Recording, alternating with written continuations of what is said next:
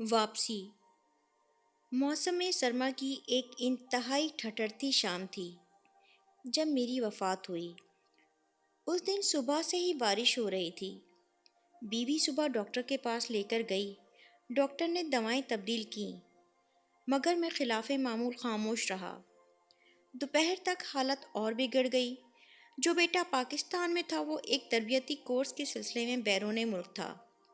چھوٹی بیٹی اور اس کا میاں دونوں یونیسیف کے سروے کے لیے کراچی ڈیوٹی پر تھے۔ لاہور والی بیٹی کو میں نے فون نہ کرنے دیا کہ اس کا میاں بے حد مصروف ہے اور بچوں کی وجہ سے خود اس کا آنا بھی مشکل ہے۔ رہے دو لڑکے جو بیرون ملک ہیں، انہیں پریشان کرنے کی کوئی تک نہ تھی۔ میں میری بیوی گھر پر تھے اور ایک ملازم جو شام ڈھلے اپنے گھر چلا جاتا تھا۔ عصر ڈھلنے لگی تو مجھے محسوس ہوا کہ نقاہت کے مارے بات کرنا مشکل ہو رہا ہے۔ میں نے اپنی پرانی ڈائری نکالی، بیوی کو پاس بٹھا کر رقم کی تفصیل بتانے لگا جو میں نے وصول کرنا تھی اور جو دوسروں کو ادا کرنا تھی۔ بیوی نے ہلکا سا احتجاج کیا، یہ تو آپ کی پرانی عادت ہے، ذرا بھی کچھ ہو تو ڈائری نکال کر بیٹھ جاتے ہیں۔ مگر اس کے احتجاج میں پہلے والا یقین نہیں تھا۔ پھر سورج غروب ہو گیا۔ بیوی میرے لیے سوپ بنانے کچن میں گئی۔ اس کی غیر حاضری میں نے چند اکھڑی اکھڑی سانسیں لیں اور میری زندگی کا سورج غروب ہو گیا۔ مجھے محسوس ہو رہا تھا کہ میں آہستہ آہستہ اپنے جسم سے باہر نکل رہا ہوں۔ پھر جیسے ہوا میں تیرنے لگا اور چھت کے قریب جا پہنچا۔ بیوی سوپ لے کر آئی تو میں دیکھ رہا تھا۔ ایک لمحے کے لیے اس پر سکتہ طاری ہوا اور پھر دھاڑیں مار مار کر رونے لگی۔ میں نے بولنے کی کوشش کی۔ یہ عجیب بات تھی، میں سب کچھ دیکھ رہا تھا مگر بول نہیں سکتا تھا۔ لاہور والی بیٹی رات کے پچھلے پہر پہنچ گئی تھی۔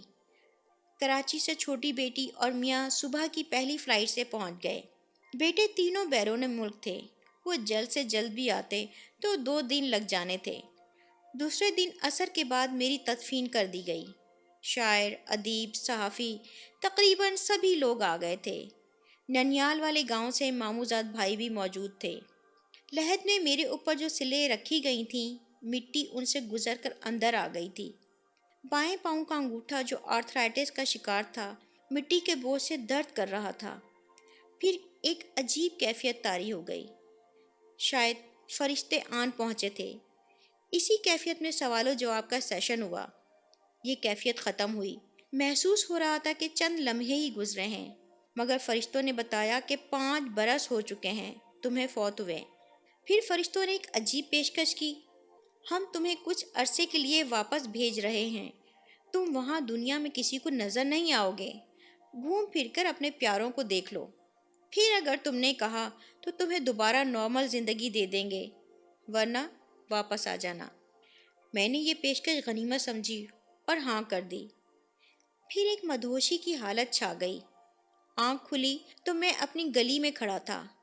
آہستہ آہستہ قدم اٹھاتا اپنے گھر کی جانب چلا۔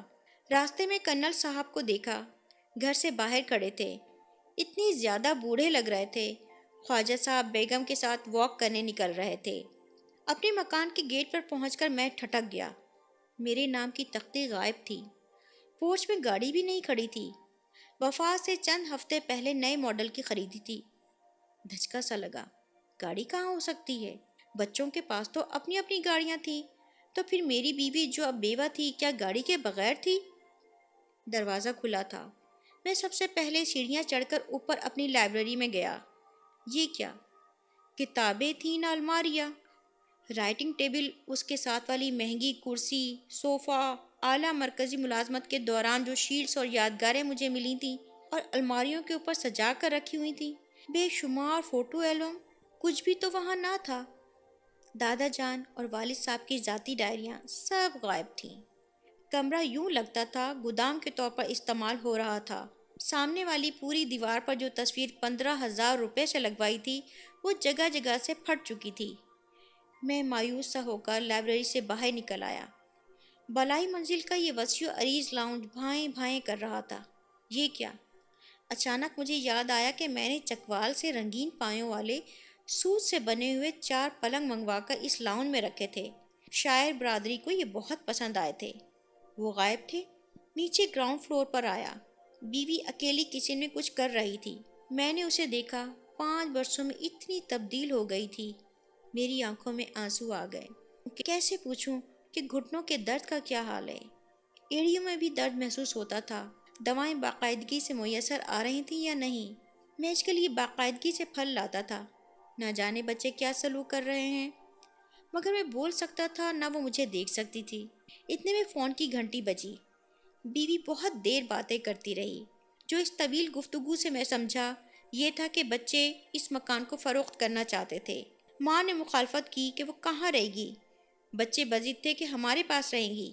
میری بیوی کو میری یہ نصیحت یاد تھی کہ ڈیرا اپنا ہی اچھا ہوتا ہے، مگر وہ بچوں کی ضد کے سامنے ہتھیار ڈال رہی تھی۔ گاڑی کا معلوم ہوا کہ وہ بیچی جا چکی تھی۔ بیوی نے خود ہی بیچنے کے لیے کہا تھا کہ اسے ایک چھوٹی گاڑی ہی کافی ہوگی۔ اتنے میں ملازم لاؤنج میں داخل ہوا۔ یہ نوجوان اب ادھیڑ عمر لگ رہا تھا۔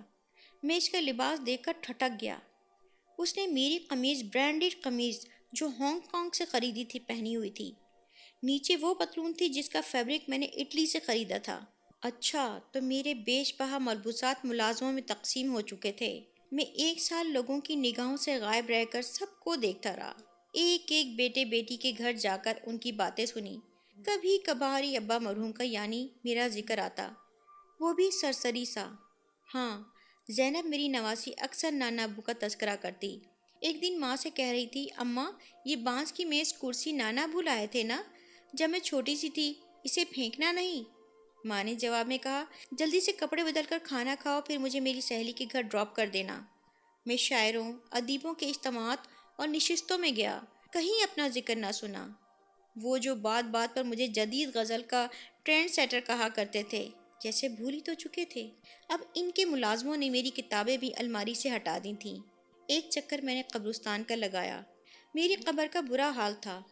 گھاس اگی تھی، کتبہ پرندوں کی بیٹوں سے اٹا تھا۔ ساتھ والی قبروں کی حالت بھی زیادہ بہتر نہ تھی۔ 1 سال کے جائزے کے بعد میں اس نتیجے پر پہنچا کہ میری موت سے دنیا کو کوئی فرق نہیں پڑا تھا، ذرہ بھر بھی نہیں۔ بیوی یاد کر لیتی تھی، تاہم بچے پوتے نواسیاں پوتیاں سب بھول چکے تھے۔ ادبی حلقوں کے لیے میں اب تاریخ کا حصہ بن چکا تھا۔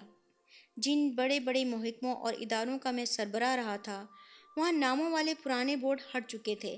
دنیا رواں دواں تھی، کہیں بھی میری ضرورت نہ تھی، گھر میں نہ باہر۔ پھر تہذیبی، معاشرتی اور اقتصادی تبدیلیاں تیزی سے آ رہی تھیں اور آئے جا رہی تھیں۔ ہوائی جہازوں کی رفتار 4 گنا بڑھ چکی تھی۔ دنیا کا سارا نظام سمٹ کر موبائل فون کے اندر آ چکا تھا۔ میں ان جدید ترین موبائلوں کا استعمال ہی نہ جانتا تھا۔ فرض کیجئے میں فرشتوں سے التماس کر کے دوبارہ دنیا میں نارمل زندگی گزارنے آ بھی جاتا تو کہیں بھی ویلکم نہ کہا جاتا۔ بچے پریشان ہو جاتے۔ ان کی زندگیوں کے اپنے منصوبے اور پروگرام تھے جن میں میری گنجائش کہیں نہیں تھی۔ ہو سکتا تھا بیوی بھی کہہ دے کہ تم نے واپس آ کر میرے مسائل میں اضافہ کر دیا ہے۔ مکان بک چکا، میں تنہا تو کسی بچے کے پاس رہ لیتی، 2 کو اب وہ کہاں سنبھالتے پھریں گے۔ دوست تھوڑے بہت باقی بچے تھے، وہ بھی اب بیمار اور چل چلاؤ کے مراحل طے کر رہے تھے۔ میں واپس آتا تو دنیا میں مکمل طور پر انفٹ ہوتا، نئے لباس میں پیوند کی طرح، جدید بستی میں پرانے مقبرے کی طرح۔ میں نے فرشتے سے رابطہ کیا اور اپنی آخری خواہش بتا دی، میں واپس قبر میں جانا چاہتا ہوں۔ فرشتہ مسکرایا۔ اس کی بات بہت مختصر اور جامع تھی۔ ہر انسان یہی سمجھتا ہے کہ اس کے بعد جو خلا پیدا ہوگا وہ کبھی بھرا نہیں جا سکے گا، مگر وہ یہ نہیں جانتا کہ خلا تو کبھی پیدا ہی نہیں ہوتا۔ ہمارے دماغوں میں بھی یہی سوچ ہے کہ یہ گھر، یہ کاروبار، یہ نوکری، یہ دنیا کی، گھر کی، بچوں کی ضرورتیں اور سارے کام کاج میری وجہ سے ہی جاری ہیں۔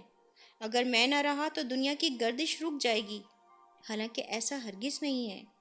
بس اے لوگو، لوٹ آؤ اپنے رب کی طرف، جو بے حد مہربان اور رحیم و کریم ہے۔